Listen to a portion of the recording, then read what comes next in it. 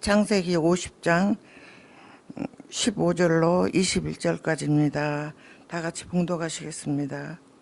요셉의 형제들이 그 아비가 죽었음을 보고 말하되 요셉이 혹시 우리를 미워하여 우리가 그에게 행한 모든 약을 갚지나 요셉에게 말을 견하여 가로되 하나님의 아버지가 돌아가시기 전에 너희는 이같이 요셉에게 이르라 내 형제들은 내게 악을 행할지라도 이제 바라건대 그 허물과 죄를 용서하라 하셨다 하셨나니 당신의 아버지 하나님의 종들을 죄를 이제 용서하소서 하며 요셉이 그 말을 들을 때에 울었더라. 그 형제들이 또 친히 와서 요셉의 앞에 엎드려 가로되 우리는 당신의 종이니이다. 요셉이 그들에게 이르되 두려워 마소서 내가 하나님을 대신하리까 당신들은 나를 해하려 하였으나 하나님은 그것을 선으로 바꾸사 오늘과 같이 만민의 생명을 구원하게 하시려 하시나니 당신들은 두려워 마소서 내가 당신들과 당신의 자녀를 기르니다. 그들을 간곡한 말로 이러하였더라. 아멘. 오늘도 우리가 하나님께 예배를 드리는데 이 예배가 그냥 여기 나와 있는 그런 시간이 아니라 우리 안에서 뭔가를 새롭게 다듬어갈 수 있는 그런 시간이 되었으면 좋겠습니다. 오늘 저는 이 봉독한 말씀을 가지고 이기는 성도가 되기 위하여 10번째 시간, 그리고 부제는 콤플렉스에서 벗어나기, 이렇게 주제를 잡아봤습니다. 여러분들 이 콤플렉스 하면 익숙할 거예요. 근데 이 콤플렉스라는 단어가 물론 심리학적으로 이제 어떤 의미가 있긴 하지만은 이 콤플렉스라는 단어가 이제 복잡하다는 뜻이 있어요. 그래서 꼭 심리학적인 것을 쓰지 않더라도 이제 콤플렉스라는 단어가 일반적으로 많이 쓰여지는데, 뭐가 복잡한가? 우리 갖고 있는 어떤 심리적 이 콤플렉스라는 것은 굉장히 복잡한 그런 연관관계에 있습니다. 이 콤플렉스라는 것은 우리 무의식 속에 존재합니다. 무의식이라는 것은 의식이 없다는 것이 아니라 의식이 안 되는 거예요. 이 의식이 안 되는 것을 이제 프로이트라는 그 심리학자가 그 의식화라는 그 작업을 정신 분석을 통해서 끄집어냈습니다. 상담자가 이 상담받으러 이제 온 내담자와 상담을 하면서 그의 안에 숨어 있는 그 무의식 속에 있는 어떤 세계를 본인이 의식할 수 있도록 하는 이 작업을 했는데, 프로이트의 이 의식화, 정신 분석학에서의 의식화라는 것은 단순히 심리학에서만 끝난 것이 아니라 온 세계 모든 부분에 영향을 끼쳤습니다. 우리가 이제 이 인생 살다가 뭔가 있잖아요. 이제 인생 사는데 우리가 아직 알지 못하고 의식하지 못하는 그런 부분이 있어요. 현실 세계에 분명히 있는데 의식하지 못하는 어떤 부분이 있습니다. 또 알지 못하는 어떤 부분이 있습니다.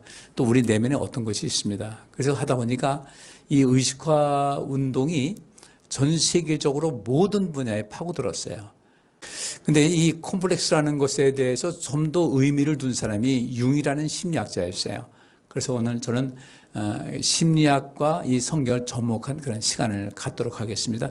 제가 이 전문 용어나 이런 것은 안 쓰고 이 콤플렉스가 어떤 것인지에 대해서 잠깐 말씀드리고 성경의 예를 들면서 바로 이런 것이 콤플렉스고 우리가 이것을 이겨나갈 수 있어야 되겠다는 것을 말씀을 드리려고 합니다.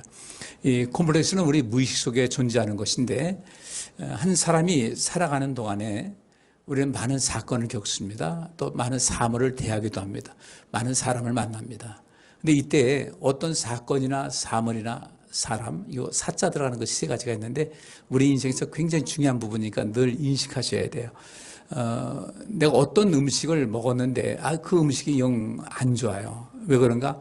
한번 옛날에 어떤 것을 한번 먹었는데 그 취했다. 안 먹게 되는 거예요. 이 어떤 사물을 대할 때 그것이 내게 어떤 불쾌감을 줬다. 또는 우리가 뱀을 혐오하는 이유가 왜 그렇습니까? 전통적으로 뱀 하면 사람들이 무서워 그러지 않습니까? 근데 어떤 자매는 집에서 그 엄마가 하소연하는 거예요. 우리 딸이요 집에서 뱀을 10마리를 키워요. 그래요. 가둬놓는데 또 하루는 그 뱀이 한 마리가 나와가지고 막 돌아다니는데 기겁을 하는 거죠. 그러면 여기서 우리 인생에서 중요한 것은 나는 좋은데 주변 식구들이 좋아하지 않는다 할 때는 어떻게 해야 돼요? 절제해야 돼. 이것이 뭔지 아십니까? 정의, 의로운 것, 이게 복잡한 것이 아니에요. 함께 이 공동체 생활을 하는 가운데 이 공동의 유익을 생각해서 내가 때로는 포기할 때는 포기할 수 있어야 되는데 이것이 정의인 거예요. 이것이 의로운 거예요. 이것이 하나님의 의예요. 의는 공동체와 연관이 있다. 공동체 전체를 아우를 수 있는 그런 것을 우리가 가지고 살아야 된다. 이게 의로운 것이고 하나님께서 너희는 먼저 하나님의 의를 구하라고 할 때 하나님께서는 그렇게 하신다는 거죠. 이 세상을 바라볼 때 이 세상 죄인들 가득했습니다. 하나님 굉장히 불쾌하셨어요. 그런데도 불구하고 하나님께서 창조하신 세계이기 때문에 내가 저희를 변화시켜서 살려야 되겠다고 해서 예수 그리스도를 보내신 거거든요. 이게 의예요. 근데 우리는 인생 살면서 양보 안 하려고 그러죠. 내 고집만 얘기하죠. 저 사람 생각 무엇인가를 알아야 되는 거예요. 이게 왜 그런가? 왜 안 되는가? 이게 인생의 모든 콤플렉스와 연관이 되어 있다는 겁니다. 무의식 속에 존재하면서 이제 존재하는 것인데 한 개인이 살아가는 동안 어떤 사건이나 어떤 삶을 사람의 영향을 받아서 그 자신의 그것이 그 상처받다든지 어떤 것 때문에 자신의 행동과 사고, 판단하는 것과 감정 처리에 있어 상당히 악영향을 끼치는 그런 감정적인 그 관념이 이 콤플렉스입니다. 근데 사람 누구나 다 갖고 있어요. 없는 사람 없어요. 그래서 그것을 우리가 쉽게 표현하면 자라보고 놀란 것은 소뚜껑 보고 놀란다. 이 콤플렉스예요. 이것은 쉬운 얘기지만은 우리 인생을 살면서 혹시 이 콤플렉스가 있게 되면 모든 것을 과잉 일반화를 해요. 어떤 하나를 보고 이 전체가 그런 것이 그냥 일반화를 시키는 그런 경향이 있습니다.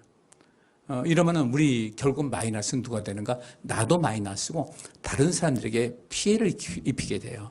하나님의 의를 구하라고 했는데 그 의를 이루지 못하는 것이죠. 보통 그래서 이 콤플렉스는 열등감이다라고 이제 이야기를 하는 경우가 많이 있어요. 그런 것 때문에 열등감이다. 근데 그렇지는 않아요. 열등감도 하나님께서 우리에게 주신 좋은 선물로 삼으면요, 굉장한 가치가 있어요. 열등감이다. 그러면 내가 이 열등감을 극복하기 위해서 어떻게 될 것인가? 거기서 새로운 삶이 펼쳐질 수 있는 길이 열려 있다는 거죠. 그래서 이 융은 이것을 컴플렉스를 극복해야 된다고 했고, 이 프로이트라는 이 사람은 무엇인가 그것을 하나의 방어 기제인데 내가 이것을 승화시키자. 내가 받은 상처를 내가 이렇게 상처를 입었는데 이렇게 하니까 안 좋더라. 나는 그렇게 살지 말아야지 하는 이런 마음을 갖고 있는 거죠. 근데 그 상처를 받았어요. 그걸 간직하는 거예요. 그걸 그대로 아이들한테 가르치는 거예요. 이 부분을 우리가 좀 조심을 해야 되고 오늘 이 시간이 콤플렉스라는 것이 심리학적으로 굉장히 그 깊이 있는 내용이지만 간단하게 말씀을 드리면 내 안에 있는 콤플렉스가 무엇인가를 우리가 좀 살필 수 있어야 되거든요. 없는 사람 없어요. 다 있어요. 그래서 때로는 그것 때문에 우리가 인간관계에서도 때로는 내가 필요 없이 격하게 반응할 수도 있고 또 어떤 때는 그냥 그 주눅이 들어가지고 시키는 대로 쫓아가면서 바보같이 인생 살아도 이상 경우도 있고 건강한 모습이 있어야 돼요. 오늘 말씀 보면은 이 본문 말씀 보면 아주 멋있습니다. 요셉은 정확하게 얘기해요. 형님들께서 내게 어떤 아픔을 주는 것은 내가 잘 알고 있습니다. 그래서 여기 20절 말씀 보니까 당신들은 나를 헤아려 하였으나 이 얘기를 하죠. 분명히 지적을 하는 겁니다. 이 직면이 필요한 거예요. 영어로 말하면 confrontation이라고 해요. 당신들은 그 10명의 형들이 나를 헤아려 했으나 하나님은 그것을 선으로 바꾸셨습니다. 그러면 우리 주변에 나에게 이 콤플렉스를 형성하게 하는 이런 많은 요인이 있는데 반면에 우리에게 선한 영향력을 행사하는 그런 모든 사람들이 있어요. 근데 그런 사람들을 우리가 잘 만나야 돼요. 그리고 무엇보다도 하나님께서는 우리를 온전케 하시고자 하는 하나님께서는 우리가 매일매일 공기에 갇혀 살죠. 공기 완전히 감싸고 있지 않습니까? 하나님의 은혜와 하나님의 사랑은 이렇게 우리 모든 공기가 우리를 완전히 접촉하고 있듯이 하나님의 사랑과 하나님의 은혜는 그렇게 이어지고 있어요. 우리는 세상에서 좋지 않은 어떤 상처 입은 거 이것 때문에 자꾸 안 좋은 것과 접촉하려고 하지 말고 무엇보다도 하나님은 나와 함께 하신다. 예수님께서 말씀하시기를 내가 세상 끝날까지 너희와 항상 함께 할 것이라고 말씀하셨고요. 하나님께서 역시 말씀하셨어요. 나는 너를 사랑한다. 너희를 보호할 것이다. 너에게 복내려 줄 것이다. 이 약속이 꽉 차 있어요. 이런 좋은 조건이 있는데 이런 자원이 있는데 우리가 불필요하게 인생을 힘들게 살면서 마음고생하고 내가 마음고생하니까 다른 사람에게 역시 불편한 이야기를 하는 거예요. 이 심리학자들이 하는 얘기가 그 밤에 숙면을 한 날은 웬만한 스트레스 요인이 있다 할지라도 무난히 넘어간다는 겁니다. 근데 숙면하지 않아가지고 몸과 마음이 피곤하고 이렇게 하게 되면 판단력이 흐려지기 때문에 숙면을 못해서 그렇기 때문에 자꾸 거친 말이 나오게 되고 자꾸 갈등이 뾰족해진다는 겁니다. 그래서 우리가 이 휴식을 피해야 되는데 주님께서 말씀하셨잖아요. 내게 와서 쉬라. 그래서 주님께 가까이 가서 쉬시면서 여러분 안에 있는 콤플렉스가 무엇인지를 발견하고 하나씩 떨쳐버리고 그동안 함께했던 너 콤플렉스야. 너 때문에 내가 이만큼 성장했다. 그래서 예우를 갖춰서 보내면 돼요. 이런 재수 없는 것 같으라고 너 때문에 하지 말고 예우를 갖춰서 보내자. 네, 자, 오늘 이 요셉에 대해서 말씀을 보는데 시간이 짧아서 이 시간을 어떻게 압축해서 해야 되는데 동영상도 만들고 굉장히 했는데 하여튼 그냥 간단하게 이 시간 맞춰서 말씀드리겠습니다. 여러분 잘 아시는 대로 야곱에게는 4명의 아내가 있었어요. 그 4명의 아내 가운데서 아들만 12인데 물론 딸도 있었지만 12명의 아들이 4명의 그 아내를 통해서 각기 태어났어요. 그러니까 이 모든 그 가족 구성원을 볼 때, 가족 체계를 볼 때 분명히 역기능적인 그런 부분이 있었어요. 서로 같이 같은 배 또 다른 배. 그러니까 이런 상황 속에서 같은 배로 태어난 이 형제들과의 어떤 융합, 또 다른 배, 아버지는 같지만 엄마는 다르다 보니까 여기서 오는 경쟁, 분쟁, 다툼, 시기 갈등 굉장히 많았겠죠. 이때 야곱이 가장 사랑했던 아내가 라헬이었어요. 그가 외삼촌 집에 가가지고 이제 아내를 선택하려고 할 때 라헬을 지목했었거든요. 여차여차해서 이제 그게 안 됐죠. 라헬이 아이 낳는 것이 좀 어려웠고, 근데 이 라헬을 통해서 얻은 첫 번째 아들이 요셉이었어요. 근데 이 오늘 성경 말씀은 다 말씀 못 드립니다. 야곱이 요셉을 굉장히 사랑했어요. 근데 그 라헬 때문에 그랬다고도 할 수가 있지만 요셉의 삶 전체를 볼 때 요셉의 삶의 됨됨이가 괜찮았어요. 여러분들 우리에게는 사람에게 성격이 있고 성품이 있어요. 이 차이가 뭐겠어요? 성격이 있고 성품이 있는데 성격은 기질적인 거예요. 내가 태어나면서부터 갖고 있는 어떤 기질적인 겁니다. 우리 몸에 있는 그 유전자, DNA, 그 작은 전자와 그 작은 난자 속에 수천, 수만, 수백만의 그 DNA 인자가 있어요. 이것이 어떻게 결합을 하는가. 자, 1, 2, 3, 4라는 네 숫자가 있을 때 이것에 몇 개의 숫자가 나올 수 있는가를 하게 되면요. 여러 가지 1, 2, 3, 4, 4, 3, 2, 1, 또 2, 1, 3, 4 이렇게 나올 수 있는 것인데 네 가지로는 한정되고 딱 볼 때 요거 딱 나온다 하는데 우리 몸 안에 있는 그 유전자의 그 모든 것은 그 배열이 네 가지가 있는데요. 그 배열이 조합을 이루는데 1, 2, 3, 4 이런 것이 아니라 그 각각의 요소가 어떤 그런 그 농도가 좀 넓고 좁고 그 자체 하나마다 수억 가지의 그 요인이 나타나고 있는데 이것이 조화가 되면서 우리 사람의 DNA가 나타나거든요. 그럼 이 DNA가 나타난다. 근데 지금 학자들은 그럽니다. DNA가 모든 것을 결정하는 것은 아니다. 그 이후에, 태어난 이후에 DNA 유전자가 있지만은 환경이 굉장히 중요하다는 거예요. 그리고 우리가 자녀 교육을 어떻게 시킬 것인가. 이 환경이 중요하다 보면 우리 인생에서 최고의 환경은 하나님께서 우리와 함께 하신다는 거예요. 이건 뭐 엄청난 자원입니다. 근데 이 환경의 그 요인을 잘 받는다. 하나님을 의지하고 하나님 가까이 하게 될 때 하나님의 그 영향력은 엄청나게 해서 우리가 비록 기질적인 것이 어떤 문제가 있다 할지라도 하나님께서 우리를 치료해 주시고 도와주시고 들어주시고 어루만져 주시고 함께 울어주시고 또 함께 웃어주시는 이런 모든 속에서 우리는 얼마든지 치료가 가능한 것이 있는데 이 부분을 우리가 간과하면 안 된다는 거예요. 그러니까 인간 간의 관계에서 이 모든 것을 다 해결하려다 보니까 나는 수많은 엄청난 그 자원을 받을 수가 있는데 이게 안 된다는 거죠.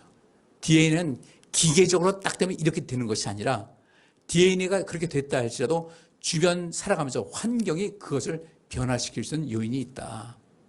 이런 것이 있는 겁니다. 아무리 머리가 좋아도 주변 환경이 뒷받침 안 되게 되면요.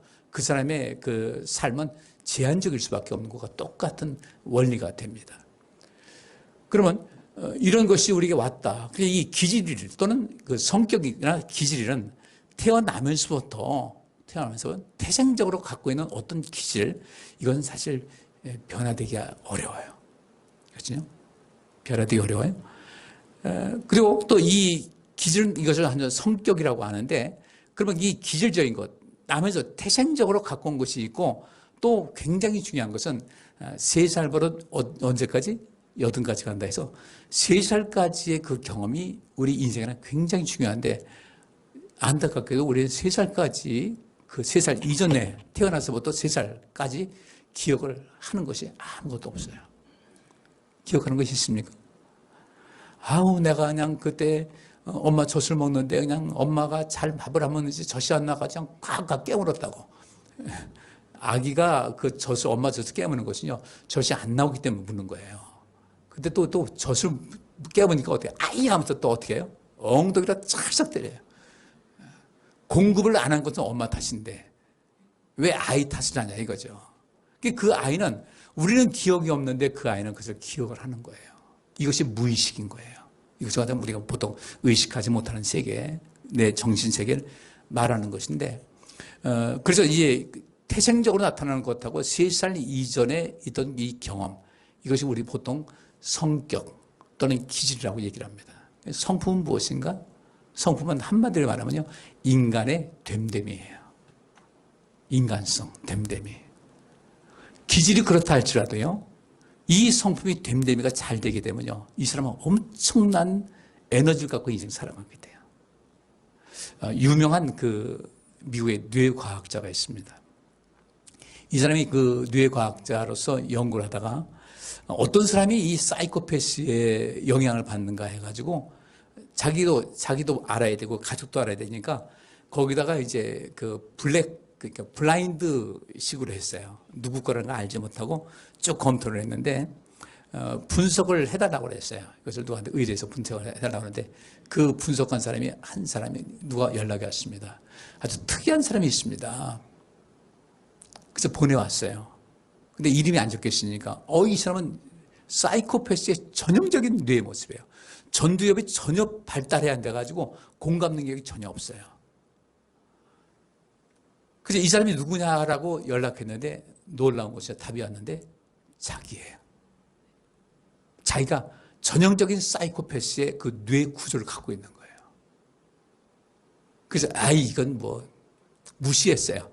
무시했는데 얼마 후에 집안들끼리 모여 있는데 이 자기 그 집안의 그 내력을 연구한 책을 만들었는데, 이 사람이 그 집안의 그 조상들 쭉 보니까 사이코패스적인 삶을 살았다는 사람이 너무 많은 거예요. 어떤 한 여자는 자기 엄마를 도끼로 찌고 죽였어요. 뭐 이런 그 막 살인한 사람이 제법 많이 나온 겁니다. 그때부터 이 사람이 자기를 돌아본 거예요. 내 안에 그런 기질이 있나? 그래서 자기를 돌아봤더니 자기는 어렸을 적에 장난을 했는데, 어떤 장난을 했는가? 애들 막 꼬드겨가지고 어떤 집에 불을 지르고 그런 거예요. 근데 이 사람은 그 불 지르고 난 다음에 그것을 뭘로 생각했냐면요, 장난이었어. 그렇게 살았다는 겁니다. 그리고 인생 돌아보니까 사람들이 말하기를 너 꼭 사이코패스 같아. 근데 범죄는 안 저질렀어요. 사이코패스 같아. 너 그래라고 그런 지적을 많이 받았다는 거죠. 이때 이 사람이 자기를 인정하기 시작했어요. 그 자기의 어떤 콤플렉스라든지 어떤 것을 직면해서 내가 그런 사람이다라고 인식을 하고 그때부터 자기를 분석하고, 그래서 그 사람이 책을 썼어요. 제가 나중에 소개해 드릴게요. 이런 것이 있습니다. 우리 안에도 분명히 있어요. 이거 어떻게 할 것인가. 자, 요셉이 아버지께 사랑 많이 받았어요. 아버지한테 참 잘했을 거예요. 사람 됨됨이가 지금 말씀드린 대로 기질도 있지만 성품의 됨됨이가 괜찮았기 때문에, 야곱도 분별력 있는 사람이잖아요. 그래서 이 됨됨이가 참 좋았어요. 아버지 사랑 많이 받았어요. 그러다 보니까 주변에 그 이복 형제들 많고 한데, 그리고 이 요셉이 같은 형제가 있었어요. 누구예요? 베냐민이에요. 베냐민이 형이에요, 동생이에요? 막내예요. 아무런 힘이 없어. 그 자기는 첩첩산정 시어머니가 아니라 그 형들, 아주 대단한 기질을 갖고 있는 형들이 쭉 놓여 있는데 형들의 미움을 받게 되는 거죠. 아마 힘들었을 겁니다. 어느 날 아버지의 신부를 받아서 형들이 일하는 곳에 갔는데 요셉이 오는 것을 보고 야 저기 꿈꾼 놈이 온다. 그 두 가지 꿈을 얘기하지 않습니까? 볕단들이 다 다른 볕단이 나에게 절하더이다. 다른 별들이 나에게 절하더이다. 형제들은 화가 났는데 아버지는 기억하고 있었어요. 아 이거 될 놈이다 라는 생각했겠죠. 근데 그렇게 뭔가 될 사람인데 될 사람이다 보니까 주변의 시샘과 시기와 갈등이 굉장히 심각했던 거죠. 아마 성경에 말하고 있지만 굉장히 고생했을 거예요. 근데 이 요셉은 평범하게 해서 기꺼이 형한테 갔는데 거기서 여차여차해서 성경은 여러분 다 보시면 돼요. 애굽의 종으로 팔려갔습니다. 하루아침에 사랑받던 이 상태에서 버림받은 상태가 됐고 그러면 버림받는 상태에서 여러분들 가서 종이 됐다. 그걸 끝나겠어요? 자, 이 애굽 땅에 가세요. 말도 달라요. 문화도 달라요. 근데 한 종이 왔어요. 이게 또 어려요. 그럼 먼저 있던 종들이 또 뭘 부리겠어요? 텃세. 안 부리겠어요? 온갖 건 다 하는 거죠. 군대 가면 쫄병왕이 군대 가서 쫄병이 들어와요. 별별 텃세 다 합니다. 요셉이 굉장한 고생했을 거예요. 종살이 가서도 굉장히 고생을 했을 겁니다. 군대 가서 쫄병 가면 그렇게 고생을 많이 하는데 저 해봐서 알거든요. 얼마나 고생했겠어요. 그 아픔, 그 형에 대한 분노 있겠어요? 없겠어요? 근데 이 놀라운 사실은 보디발의 집에 팔려갔는데 하나님께서 이 요셉과 함께 하심으로 요셉이 그 집에 들어가면서부터 그 집안이 잘 되게 되고 처음에는 우연인 줄 알았는데 그 사람이 우연이 아니라 이때마다 일마다 도우시는 것이 아끼다 보니까 얘가 누구냐? 야, 이게 황금알을 낳는 거위가 어떤 존재가 왔구나. 그때부터 모든 것을 맡기죠. 총무일을 맡기고 모두 다 맡깁니다. 높아졌어요. 이때 그 보디발의 아내가 사람이 괜찮으니까 윙크를 했어요. 근데 요셉이 거부를 했어요. 그것 때문에 또 이제 모함을 써서 감옥에 갇혔습니다. 감옥에 갇혔으면 오죽했겠어요? 근데 감옥에 갇혔음에도 불구하고 유관순자는 감옥에 갇혔어도 만세를 불렀는데 요셉은 감옥에 갇혔어도 성실했어요. 하나님께서 자기에게 주신 그 계시를 받아들이고 성실하게 했어요. 그랬더니 간수의 마음을 감동시켰고 거기에 또 이제 왕의 떡을 감당하는 사람이 있고 술을 맡은 사람이 있는데 꿈을 꿨는데 그중에서 술 맡은 가는 마찬가지로 살게 됐고 꿈 해몽해 준 대로 떡 맡은 가는 죽었어요. 처형당했습니다. 나를 기억해달라고 했는데 이 사람도 자기 풀려나서 잊어버렸죠. 그러다 바로 왕이 꿈을 꾸게 됐고 이게 무언가 했을 때 고민하고 있을 때 술 맡은 가는 이때 요셉이 생각나서 그를 소개를 했고 요셉이 해몽하면서 어떻게 하면 됩니다 하는데 보통 지혜가 넘친 것이 아니에요. 하나님께서 주신 그 치료에서 이 풍년이 올 7년 동안에 무엇을 대비하며 흉년 됐을 때 어떻게 할 것인가를 쭉 얘기해가지고 이 왕실이 어마어마하게 부자가 됐습니다. 이때 바로가 말하기를 내가 너보다 나은 것은 내가 이 자리를 차지하고 있다는 것 하나뿐이지 너의 삶은 이 애굽 전체를 살렸다. 그래서 요셉 때문에 이스라엘 백성들이 애굽 땅에서 이집트 땅에서 400년을 지내면서 엄청난 민족으로 자리하게 됐던 거죠. 그가 어떻게 이런 그 콤플렉스를 이길 수 있었을까? 형들의 그 시샘 속에서 어떻게 이겼을까? 종으로 팔려가서 그 어려움을 어떻게 이겼을까? 그것을 이길 수 있는 힘이 과연 무엇일까 봤을 때 가장 중요한 것은 하나님이었어요. 두 번째는 무엇인가? 콤플렉스 그것을 부정적인 것을 보지 않고 그 속에서 내가 어떻게 살아야 될 것인가를 정확하게 본 겁니다. 용기가 있었어요. 그렇게 살다 보니 하나님께서도 함께 하셨고 사람들 눈에 딱 띄게 된 거죠. 여차여차해서 이제 그 요셉이 애굽에서 총리가 됐는데 가나안 땅에 기근이 들었고 야곱이 아들들을 보내서 이집트 가서 지금도 곡창지대 아닙니까? 세계 최고의 그 곡물 시장이라고 되어 있는데 그래서 곡식을 가지러 갔다가 나중에 그가 자기 동생이 자기가 팔아버렸던 요셉인 걸 알았어요. 얼마나 두려웠겠어요. 요셉은 자기 아버지와 자기 친속들 모든 곳에서 다 불러들입니다. 정착시켰어요. 세월 지나서 아버지가 세상을 떠났습니다. 아버지 그 줄 하나 동아줄 딱 잡고 아버지가 살아계시면 우리한테 어떻게 하지 못하겠지 했는데 아버지가 딱 돌아가시고 나니까 이들에게 비상이 걸린 겁니다. 야 이제 우리 죽게 생겼다. 여기 15절 말씀이 그거예요.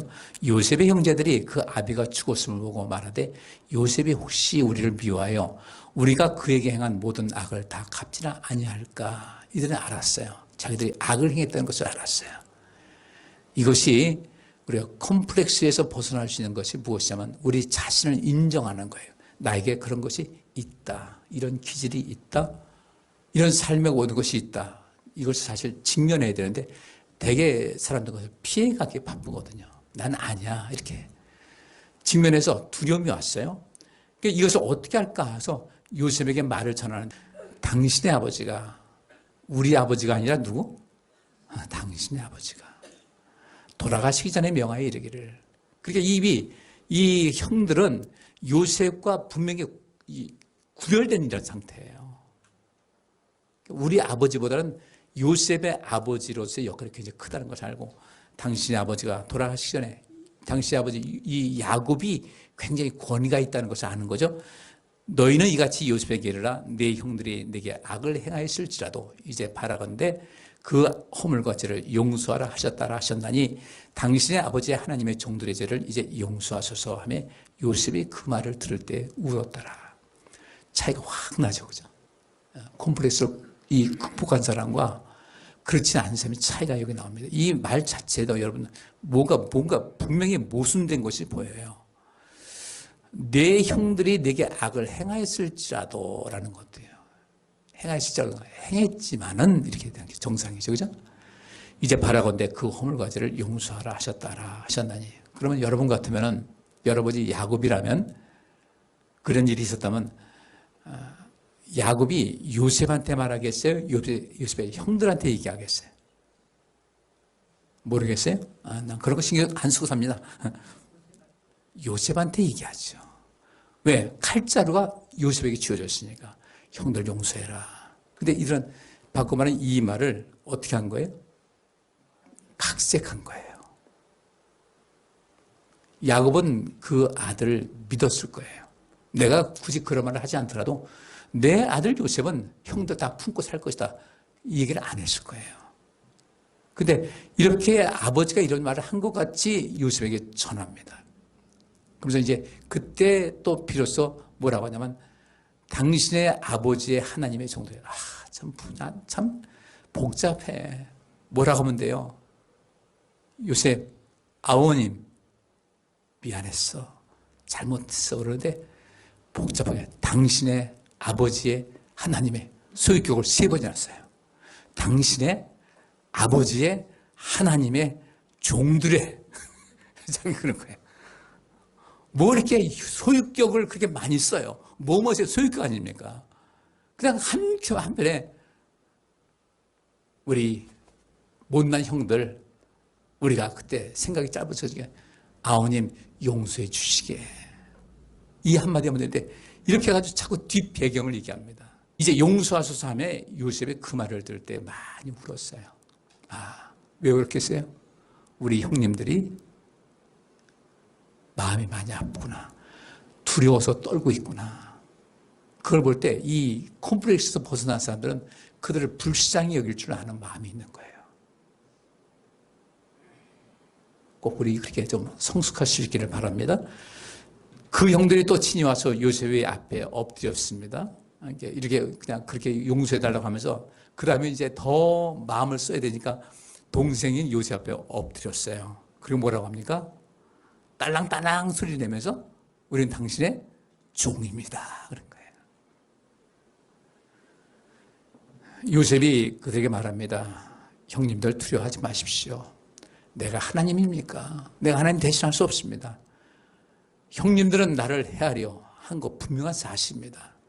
그러나 하나님은 그것을 이렇게 나로 하여금 총리를 만들어서 우리 모든 가문들을 안전하게 살 수 있도록 하나님께서 손으로 바꾸셨습니다. 저는 이것으로 촉합니다. 그러는 거예요. 내가 하나님의 도구로 쓰임받았다는 것 영광입니다. 형들은 그렇게 했을지라도 형님도 몰랐을 것이고 하나님께서 이렇게 나를 바꾸셨는데 그래서 손으로 바꾸사 오늘과 같이 만민의 생명을 구원하게 하셨나니 하면서 모든 사람의 생명을 구하고 또 이 공동체를 형성할 수 있었던 것. 요셉은 어떤 사람이에요? 정의로운 사람이에요. 의로운 사람이에요. 개인적인 어떤 감정이나 이런 것을 뒤로 하고 큰 것을 바라본 사람이었어요. 그러니까 당신들은 두려워 마셔서 내가 당신들뿐 아니라 당신의 자녀들을 잘 돌보겠습니다 하면서 그들을 간곡한 말로 위로했다는데, 이 간곡하지라는 것이 마음이라는 뜻이에요.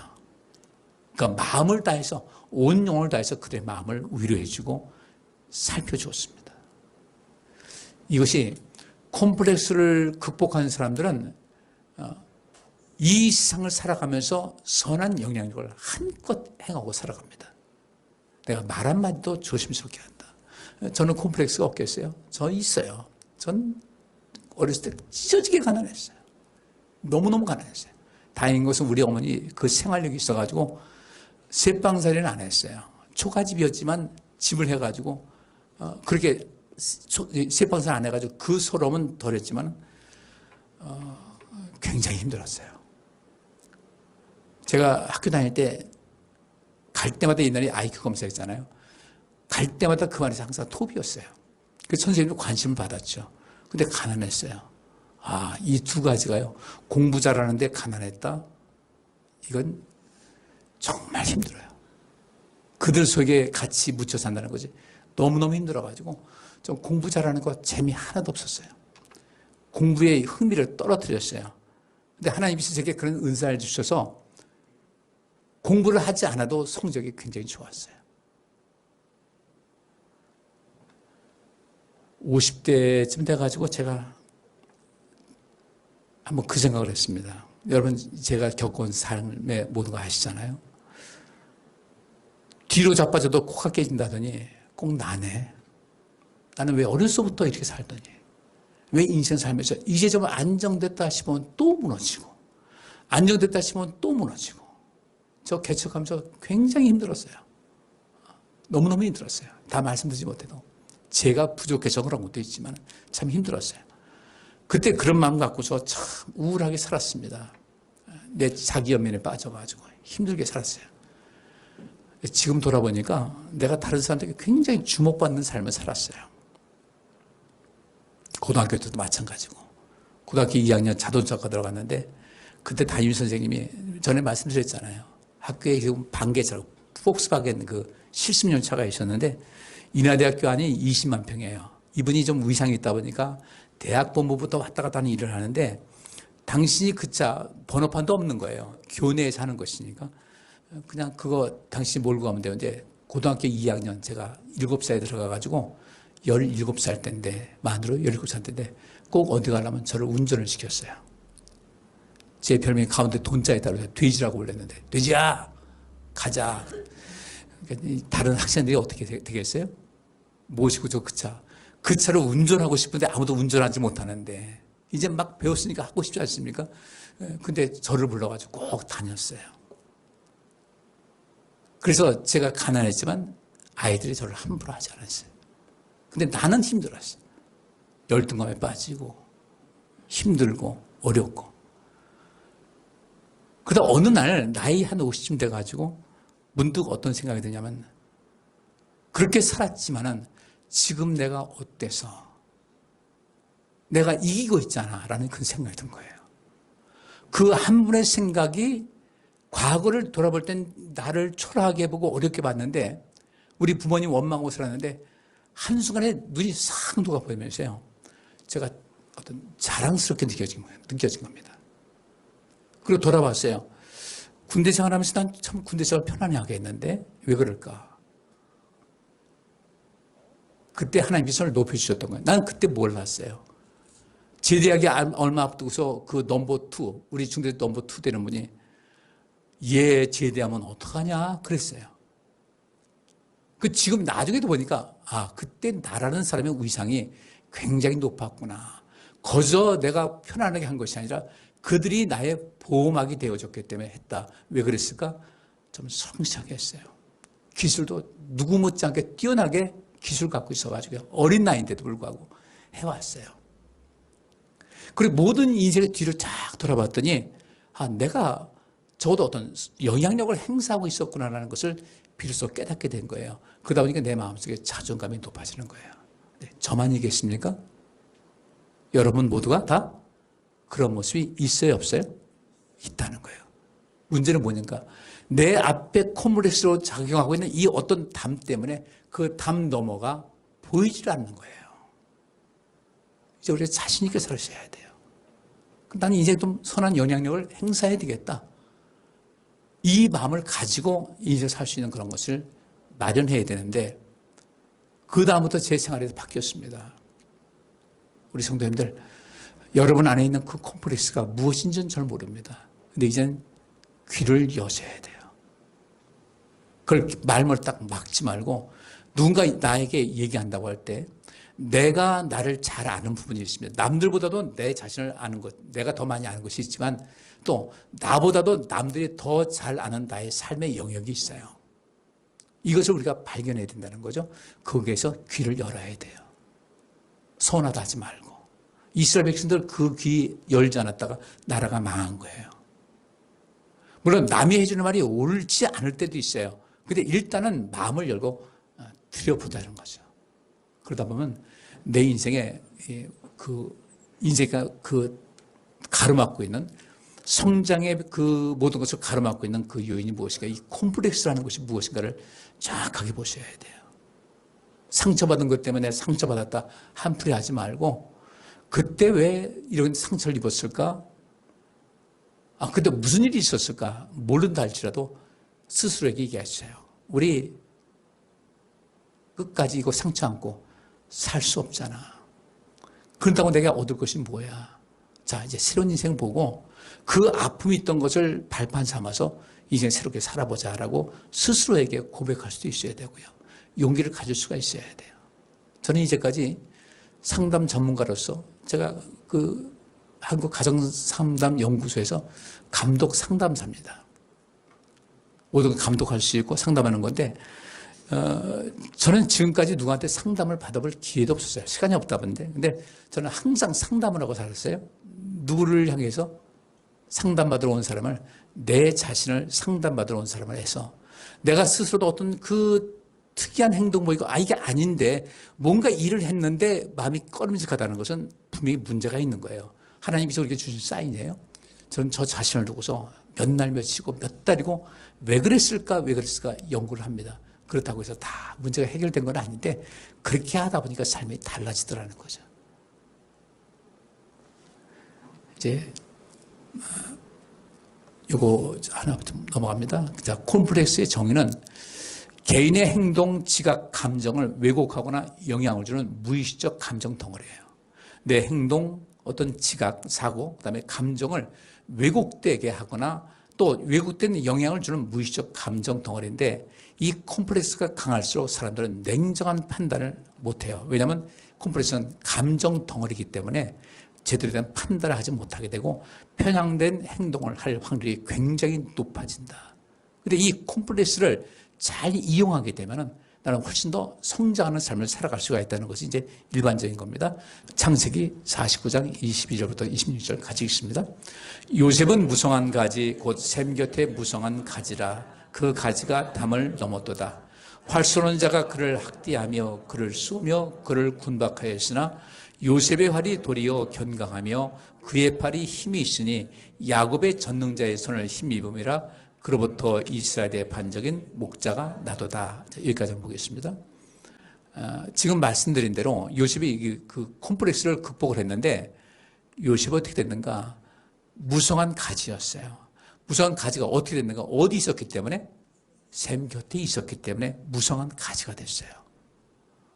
하나님이라는 그 샘 곁에 머물다 보니까 무성한 가지가 돼서 그 가지가 뭘 넘었어요? 담을 넘었어요. 여러분은 이 콤플렉스 안에서 갇혀 있어가지고 난 부끄러워서 어떤 분은 그래요. 저보고 뭐 그런 얘기 뭐 잘한 거라고 그런 얘기 하느냐, 은혜가 안 된다 이런 분들도 있는데 저는 모든 것을 전 고백을 합니다. 내가 그것을 뛰어넘었기 때문에, 뛰어넘는 과정이 있기 때문에 샘 곁에 무서운 가지가 되다 보니까 그 가지가 콤플렉스라는 담을 뛰어넘은 거예요. 그러니까 별천지가 보이네. 내가 이제까지 알지 못했던 별천지가 딱 눈에 보이는 거예요. 그리고 요셉은 어떻습니까? 이 아버지 야곱의 요셉의 아버지 야곱이 마지막 죽기 전에 축복하는 건데 요셉의 삶은 잘 알잖아요. 활 쏘는 자가 그를 학대했다. 활 쏘는 자가 누구였어요? 형들이었죠. 그를 학대하며 그를 쏘며 그를 군박했는데 요셉의 활이 도리어 견강했다. 요셉은 그것을 다 품을 수가 있었다. 거기서 열등감 느끼지 않고 분노 쌓기보다는 그 콤플렉스에 파묻히지 않기 위해서 굉장히 애를 써 견강하며 그의 팔이 힘이 있었어요. 야곱의 전능자의 손을 힘입었기 때문에 셈 곁에 있었다. 야곱의 전능자의 손을 힘입었다. 하나님 바라보고 의지하고 살았어요. 그로부터 이스라엘의 반석에는 목자가 나왔다. 그렇게 했더니 내 아비의 하나님께로 말미암나니 그가 너를 도우실 것이요 전능자로 말미암나니 그가 내게 복을 주실 것이라. 콤플렉스를 극복할 때 그분은 나를 도우십니다. 극복하기 이전에도 그분께서 나를 도우시기 때문에 그 도우시는 힘을 메고 용기를 내서 콤플렉스와 직면하셔야 돼요. 아, 내게 이런 것이 있다. 어떻게 해야 되지? 그러면 하나님께서 나를 도우실 것이고 그분께서 나중에 어떻게 되세요? 복을 주실 것이다. 그 복이 무엇인가 봤더니 위로 하늘의 복과 아래로 원천의 복과 젖먹이는 복과 태의 복이리로다. 이 복이 여러분 삶에 충만할 수 있기를 주의 이름으로 축복합니다. 콤플렉스에서 자유로운 사람은 아무도 없어요. 저 역시 아직도 콤플렉스 그걸 넘어가고 있는 중입니다. 큰 산 같아요. 근데 이기고 나면 아이고 별거 아니었는데 이 생각이 들게 되는 거예요. 여러분들 이제는 가정에서 여러분 아내라는 담, 콤플렉스라는 이런 아내라는 담도 넘으시고 남편도 넘으시고 자녀 간에도 마찬가지고 어제 어느 기사를 봤더니 대학 교수인데 60세가 넘었어요. 근데 아들이 많이 속을 썩였나 봐요. 다투다가 그 분노를 절제하지 못해가지고 칼로 아들의 목을 찔러가지고 죽였어요. 아들이 죽어 30세 아들을. 근데 그 검사 구형이 7년 나온 거 보니까 아버지가 참 많이 속을 썩였겠구나. 아마 그렇게 판단한 것 같아요. 그 아버지가 나는 내 아들의 목숨을 빼앗은 용서받지 못할 죄입니다. 나머지 내가 살아있는 동안 남을 위해서 이것을 거울 삼으면 남을 위해서 평생 살다가 마치겠습니다. 선처도 바라지 않고요. 그냥 그 얘기를 하더라고요. 이게 우리 삶의 모습입니다. 내 안에 있는 분노 덩어리 가라앉히려면은 여러분 여기 있는데 요셉의 팔이 도리어 견강했다. 하나님께 뿌리를 내리니까 그렇게 되더라. 콤플렉스와 직면하면서 여러분 삶의 새롭게 함을 통하여 이제까지 맛보지 못했던 좋은 얘기인데 신천지라는 말 참 좋은 건데 쟤들이 잘못 써가지고 그 멋진 세계를 맞이할 수 있기를 주의 이름으로 축복합니다. 자, 우리 서로 인사하겠습니다. 우리는 그 담을 넘을 수 있습니다. 인사합니다. 우리는 그 담을 넘을 수 있습니다. 기도합니다.